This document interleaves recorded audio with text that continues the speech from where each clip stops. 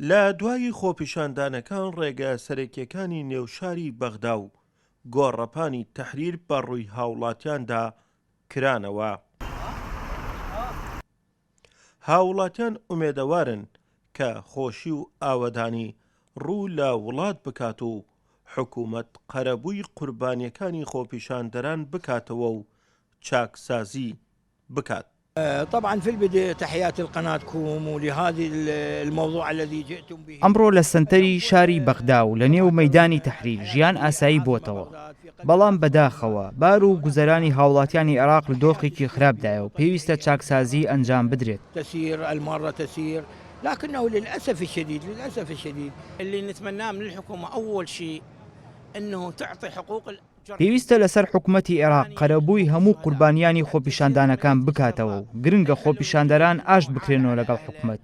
ئێستاش ژیان و کاروبار لە بەغدا ئاسایی بۆتەوە و کاری هێزە ئەمنیەکانیش بەرز دەنرخێنین. فرئيس الوزراء عليه أول حالة أنه الجرحى والشهداء، لأن الشهداء حقوقهم مضمونة. تعليم، أتمنى التعليم صح.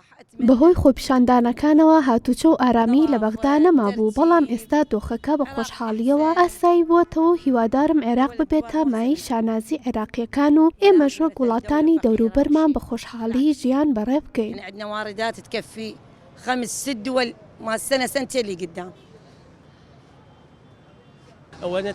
ونرجو ونتأمل بأن تكون الحياة أفضل وأحسن وتعود الحياة. هیوادارین ژیان بە تەواوی ئاسایی ببێتەوە بۆ ئەوەی هاوڵاتیان بتوانن ژیانی ئاسایی خۆیان بەڕێ بکەن و دوکان و بازاڕەکان بکرێنەوە و هیواداریشین لە داهاتوودا دۆخی وڵات باشتر ببێت. نوع من الضغوطات فأصبحت حياة.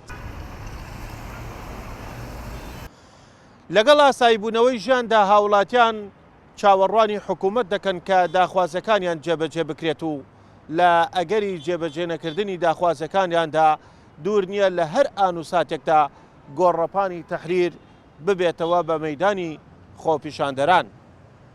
بە مۆشەخانی گەلی کوردستان، بەغداد.